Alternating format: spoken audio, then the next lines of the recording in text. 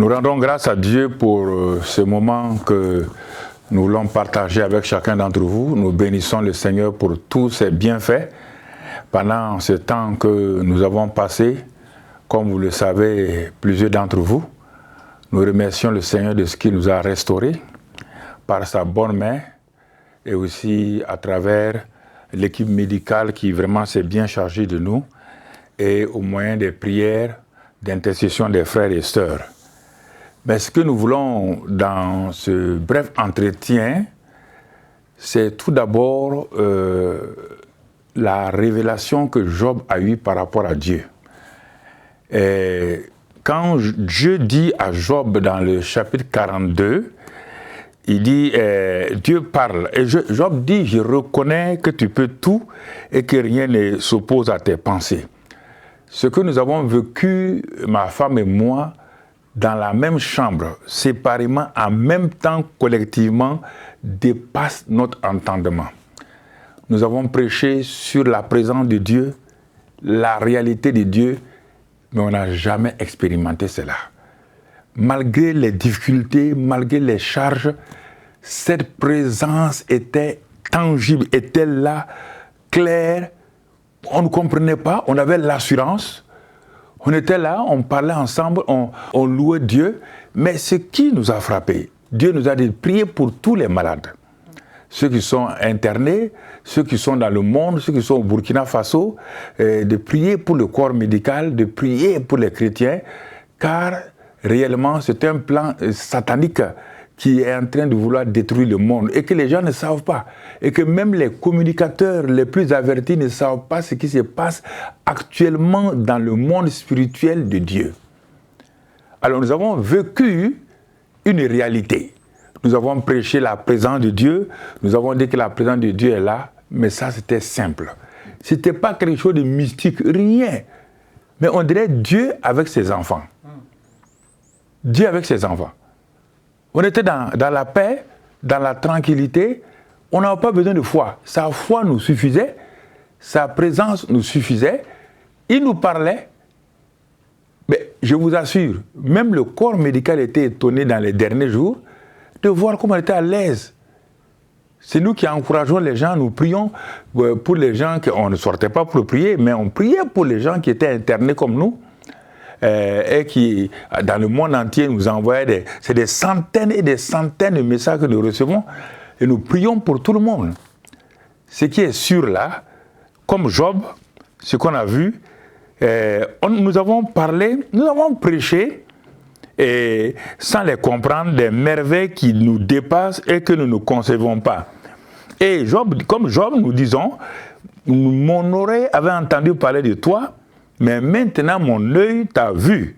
C'est pourquoi je me condamne et je me répands sur la poussière et sur la cendre. C'est-à-dire que ma femme et moi, quand on s'est agenouillés, on a crié à Dieu, on dit, nous ne voulons plus rien. Seigneur, nous avons vu qui tu es et qui nous sommes. Nous avons vu la grandeur de Dieu, sa puissance, mais surtout son amour, sa bonté. Et nous avons vu que l'être humain n'est rien. Nous n'étions absolument rien. Nous pouvons disparaître d'un moment à l'autre, comme un souffle qui disparaît. Mais ce qui nous a frappé, c'est cet amour divin qui nous enveloppait, cette assurance qui nous parlait, que nous allons sortir. Et que lui, nous allons voir ce que lui sait faire. Il a vu ce que nous savons faire. À la sortie maintenant, nous allons voir ce que lui sait faire. Alors, nous voulons vous parler, vous tous.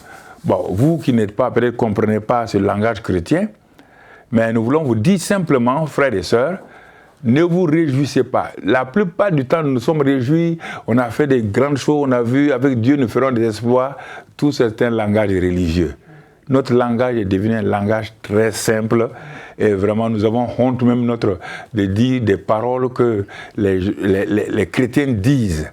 Donc, nous rendons grâce à Dieu aujourd'hui. Nous le bénissons pour sa bonté. Nous le remercions pour toute sa fidélité. Nous avons découvert notre Dieu qui est un bon Père. Nous avons découvert le grand Dieu. Vous imaginez, à un moment donné, nous étions là. C'est comme nous avions l'océan dans un verre d'eau. et l'océan dans un verre d'eau, on voyait, on comparait tout l'océan avec un océan dans un verre d'eau. C'est vrai que l'eau qui était dans le verre était la même nature que l'océan. Mais quand on comparait le petit verre là à l'océan là, mais on n'était rien. Dieu nous a amenés pour nous montrer que l'être humain est l'être humain, que lui il est Dieu. Un point c'est tout, et nous ne pouvons plus oublier cela, toute notre vie.